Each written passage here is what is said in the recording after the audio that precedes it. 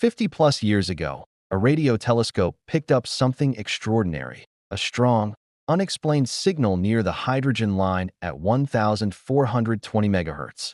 This video dives into what new research has revealed, why these findings matter for both SETI and astrophysics, and how our understanding of that event has shifted dramatically.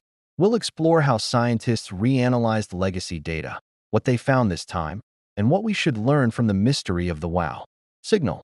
The WOW signal was first detected on August 15, 1977 by the Ohio State University's Big Ear radio telescope and immediately became one of the most tantalizing hints of potential extraterrestrial intelligence.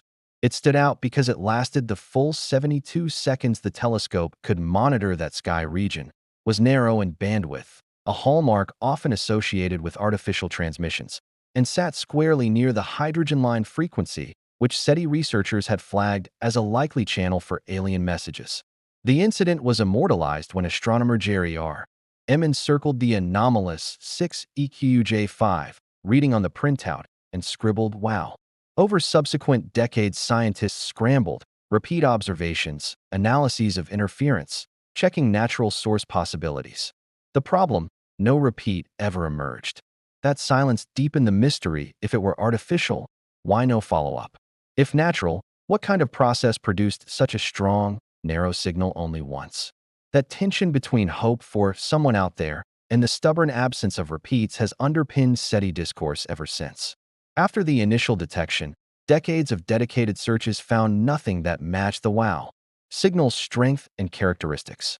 Teams revisited the sky with more powerful telescopes, looked at the same coordinates, and probed similar frequencies.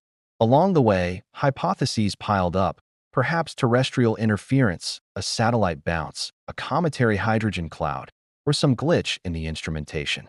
One standout theory around 2016 suggested two comets drifting through the region could have produced the signal. But that idea was largely disproven by later analysis, showing the timing and geometry didn't align. The lack of repetition shifted the weight of interpretation. Scientists started leaning away from deliberate alien broadcast and toward rare natural events.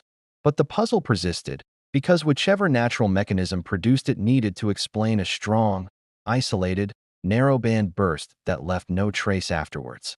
Without a clear second event, the debate remained unresolved, but it also inspired new thinking about transient astrophysical phenomena and how SETI should adapt its strategies. Enter the recent breakthrough, a team led by Abel Mendez. The Arecibo WOW project reanalyzed decades of archival data from Ohio's SETI program using modern computational tools. They refined the signal's frequency from 1,420.4556 MHz to 1,420.726 MHz, recalculated the peak flux density at 250 Janskis, 4 times higher than previous estimates, and honed the possible sky location to RA is almost equal to 19 hours 25 minutes and 2 seconds, or 19 hours 27 minutes and 55 seconds. Declination is almost equal to minus 26 degrees 57 minutes, J2000, with far better precision than before. The revised numbers strongly rule out terrestrial interference. No local TV stations, satellites, moon bounces, or solar flares line up. The most compelling takeaway: the signal is very likely astrophysical in origin, and the leading hypothesis is that it came from a cold hydrogen (HI) cloud that experienced a sudden, brief brightening, maser-like or superradiant emission. Why is this so important? Because if the WOW signal is natural, it shifts our narrative. Instead of a potential alien contact, it becomes one of the rarest astrophysical flares ever recorded. In short, we haven't found aliens, but we might have uncovered something equally fascinating. The WOW signal may no longer carry the promise of first contact, but that doesn't make it any less extraordinary.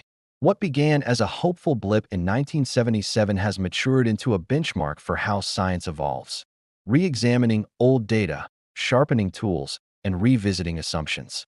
Whether the source was an interstellar cloud or something stranger, it reminds us that the universe still holds surprises. For SETI, it underscores that signals single, strong, fleeting need careful context. For us all, it fuels that primal curiosity. Are we alone? Even if the answer here was not aliens, the quest carries on, richer and smarter than before.